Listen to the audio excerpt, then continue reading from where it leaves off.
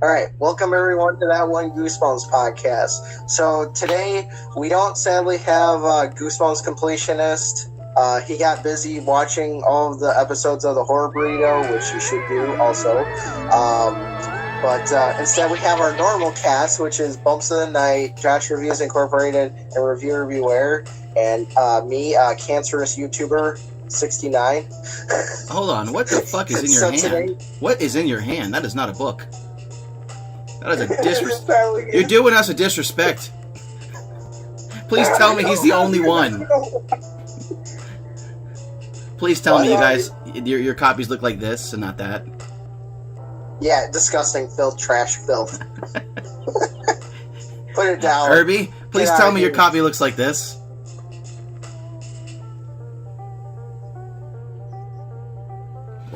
Yeah, I got the old school copy. I'll go find it. Sorry.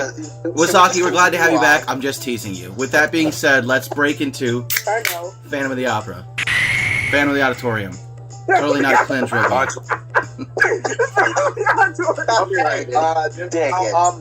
This book was my pick because I pretty much asked the question, is there a reason no one seems to talk about this one? Is it a bit overlooked? And let's get started. This film, I just forgot about it, is essentially about Brooke and her friend Zeke and their efforts to get into the school Phantom of the Opera themed play and try to get the big roles, such as Zeke wanting to be the Phantom or Brooke wanting to be Esmeralda.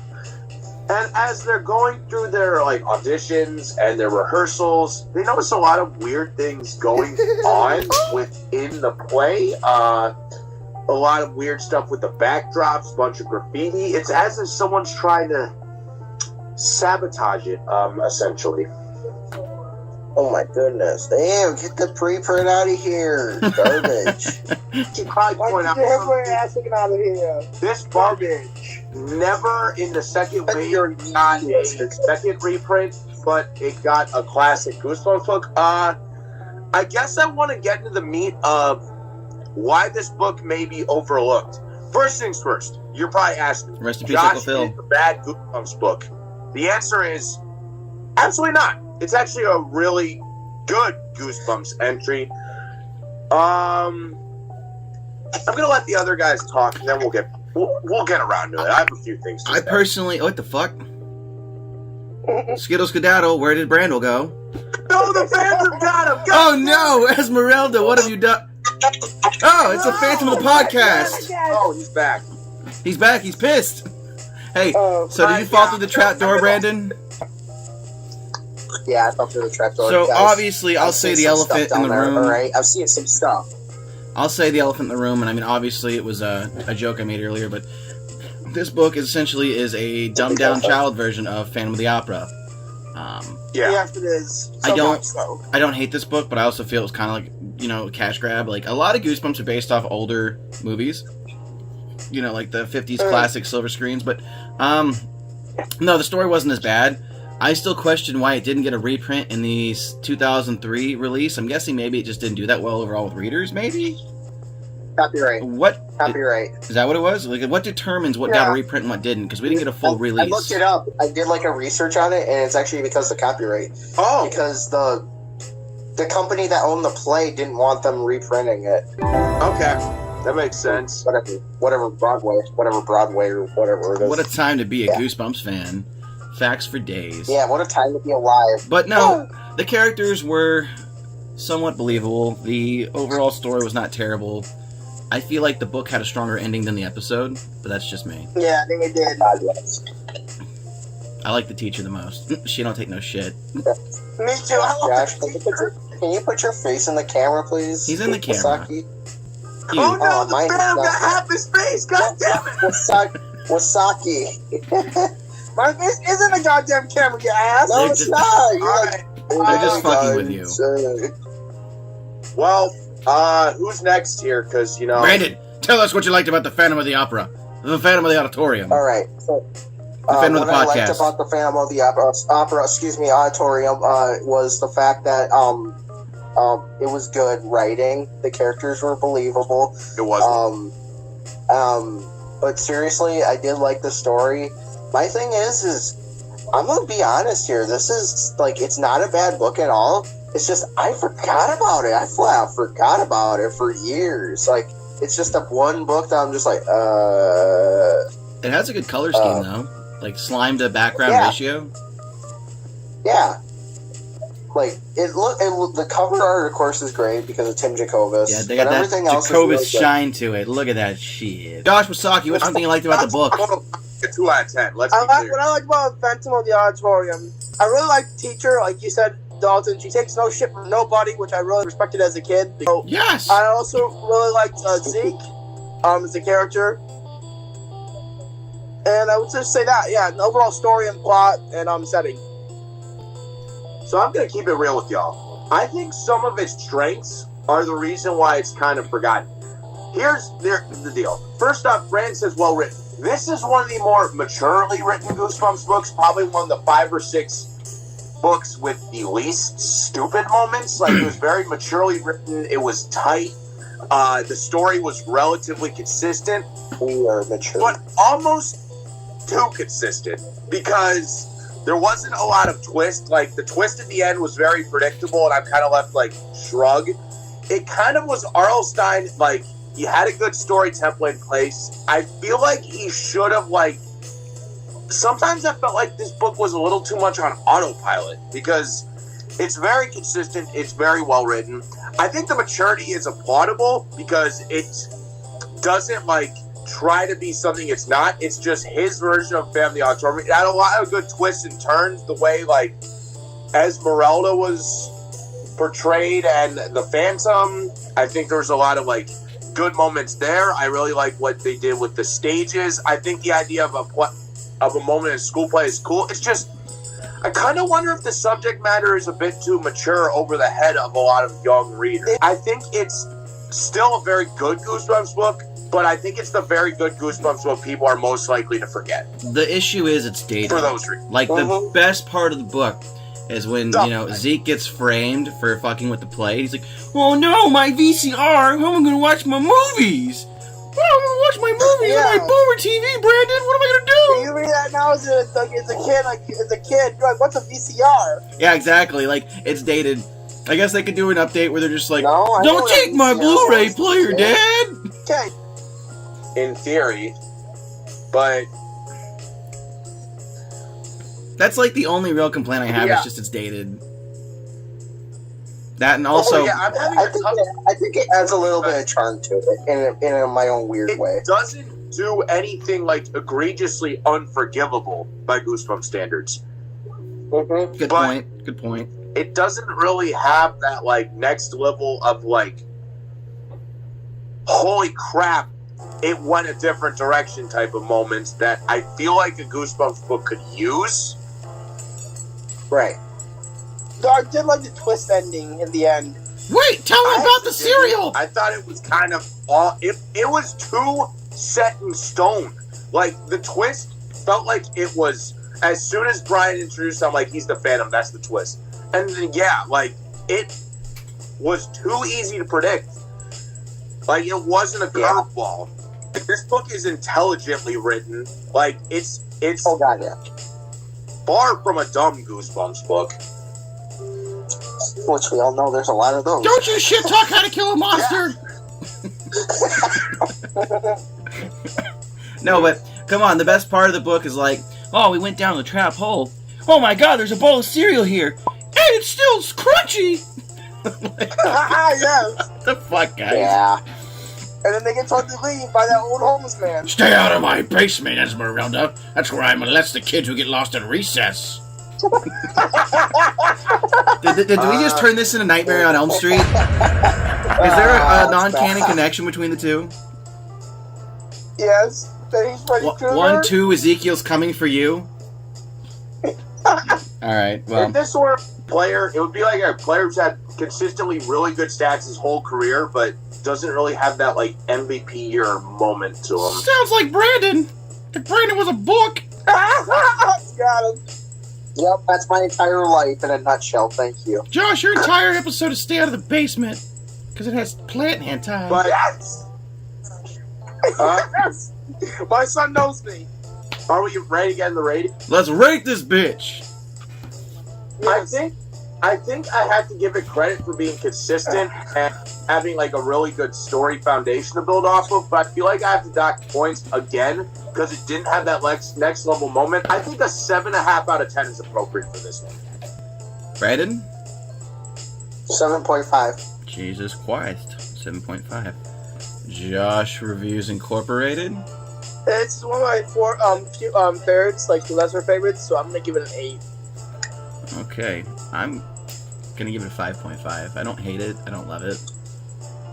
It was okay. You're just in the middle. Basically, it gets a 7.5 if I do the math. Yeah, more It's or less. just over a 7. Basically, can you kick that part out about the last 7.3254968. episode? So, but I didn't rate it. episode- Shut the fuck up. Okay. Let me make one thing clear about the episode. This is one of the... I can't think of an original series episode or many that followed the contents of the book so, like, precisely to a T as this one. It just feels like a book being told in episode form, so I'd probably just give it the same rating personally. Yeah, I'll give the episode the same rating, 8. Same rating. Yeah, because it's basically the exact same thing as the book. Actually, I'd give the episode a 7 out of 10 because, in my opinion, the episode held my attention better than the book. Okay. Yeah. I'm not That's fair going enough. to say daughters just not like to read and just like Whoa! I think Whoa, it's whoa. fair to say that this is one Whoa of the there, Jack of all bud. trades Whoa there, matches. pal. Dad, I'm gonna pull your Are we teeth gonna out say with my this is a dick. Are we going to say that this is the textbook definition of Jack of all trades, master of none? Yeah. Yes. I feel like that's what this book is. But I'd say it's still probably among the it's maybe in the top third of Goosebumps books, maybe Now, just I got a question for all Hold you. on real Would quick. you say this book is scary Hold on. or just unnerving? Okay, you Unnerving. said, Brandon, what did you score the episode? I'd give it a 7.5. Alright. Wasaki? Oh, I'm going to give it a 9. And then Reviewer Beware? Hello? Irby, are you alive? I feel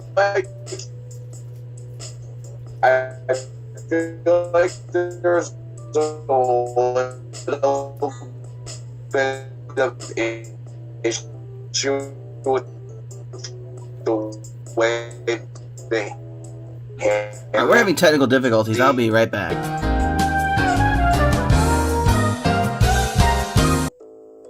Oh no. Oh no. Well, this changes everything. Way late. I was asleep. My bad. What's bad? Well, Get good. Well, that's the thing. We're kind of recording right now. no, it's so- totally fine. Let's just run it back. So, if you were going to rate the episode, Josh Wasaki, what would you rate it? A 9? I'm sorry, I meant the book. God damn it, I'm so fucked up right now. Oh, so that's 8. I've My got bad. dad's poop brains. I can't help myself. My notifications turned off, and I woke up and Yeah, the episode gets a 7 from me. All right, so Goosebumps Completionist. If you were going to rate Phantom of the Opera, the episode, what would you rate the episode? honestly, I'd give it maybe an 8.5. Okay. And how about the book? Yes, if you were going to rate the book, what would you rate this book? I mean, the book and the episode are kind of like on equal playing ground for me. Mm-hmm. Yeah. So it's a really good adaptation. So I'd give it maybe like a 8.5. Not equal. Okay. I would rework the numbers. Why don't you tell us a bit about what you liked about this book while I do some math? Okay, well, what I like about the book is, you know, I like the dynamic between the two characters, the boy and the girl character, Zeke and what's the girl's name? Brooke. Brooke. Yeah.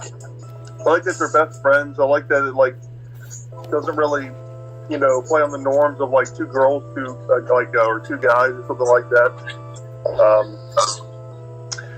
But yeah, but what I liked about the book was that it was one of those, you know, classic like situations where it was giving you red herrings throughout the book. So you thought it was going to be this one, like maybe it's going to be this janitor, then you thought maybe it was going to be this new kid, or maybe you thought it was going to be something totally different, and then at the very end, that's when you finally learn who it is. And it's one of those books that truly leaves you on a cliffhanger. It's one of those books that truly just drops you right at the very end, where it just name drops who it was, and then cease. Okay. And I think, yeah, I like that aspect to it. All right, so I've reconfigured the numbers here with his score added in. The book scores a 7.25 once we round up. The episode scored an 8 flat out. So, and also, Nice. I gotta say something But here. again, the difference, it's probably one of the like adaptation that takes like among the least creative liberties, in my opinion. All right, so Wasaki, you talk a lot of shit there. You claim I don't like to read, but I scored Horrorland, the book, higher than the episode. No, I don't like to read porn. That's what you like to read. Good day, sir. Good day, Dad. Yo, but what's the next book? All right, so it's my choice. Let's see. What are we gonna read? Yeah, I feel like it's a jack of all trades, master of none entry. But it has some of the least dumb moments. Like I got it. I know what we're reading. Hold on. Criticize all sides bad writing. This one we're reading. All right, you want to tell them why, Sock? Yeah. We're reading Monster Blood 2. The first sequel on the Goosebumps podcast. That one Goosebumps I podcast. get to be angry. Let's go. Yay. Sequel time, baby. Yeah, baby. So yes, join us next episode when we review Monster Blood 2. And the tagline says, he's one hungry hamster. One thing to add, if we're gonna do Monster Blood 2, I think we should review the More Monster Blood episode. Because notice how Monster Blood and More Monster Blood are like a two-part, but they're not the same thing. More Monster Blood is 1.5. But let's do it. Yeah. So, Let's do it. I mean, basically, More Monster Blood is Monster Blood 1.5. Yeah, or 1 and We're 3 gonna quarters. find out why R.L. Stein picked the wrong book to get a cash grab out. He loves slime. It's R.L. Slime, not R.L. Stein. Yeah. Okay, so, real quick, channel announcement, starting with Brandon. Go, Cringetopia! I am cringe. Look at my cringe channel. Subscribe to my cringe. Josh Wasaki, tell us what's happening in Japanime land of the hentai hero. Coming out with another unboxing vid. Coming out with another Otaku unboxing. Courtesy of my editor in chief. Goosebumps Now. Who the fuck is that? I don't know. Just coming Who the heck is on my channel. Goosebumps Now? I don't know who that is. Don't come by. Subscribe. Subscribe to these fine fellas over here too. Alright, reviewer beware. My video plans are about the same, but I am working on moving out and transitioning in a part of my life. Once I have more space and my editor can flip this PS5 he bought for a graphics card and I move in with my friend, you'll see more of me. It's just kind of like it's not a time where I have a lot to offer. I still will want to talk about Smash, but instead of talking about who the next 3 characters will be, we just added Pyramithra, Xenoblade Chronicles 2, so we have 2 more to go. We'll see what happens at E3, boys. Alright, Goosebumps Completionist. I'm still doing, Goosebumps related content. I'm still trying to pump out content, about 3 videos a week. I'm trying to aim for right now. I got a couple stuff on the slate. Like I got a couple of book reviews. I'm working on this other project, and then of course I'm currently working on my collab portion for our collab that we're doing. Yes, we're doing a Goosebumps collab. Top 10 episodes. There's like 10 people in it. With that being said, I have to put a disclaimer out there. If you watch the audio stories on my channel, they're not fucking true. I am so sick of people being like, "This is not a true story." None of them are fucking true. I make them up. I'm just like Stein. You know what, Dalton? My boy Dalton. If someone comes and does that to you, let me know. I will Go- never came home.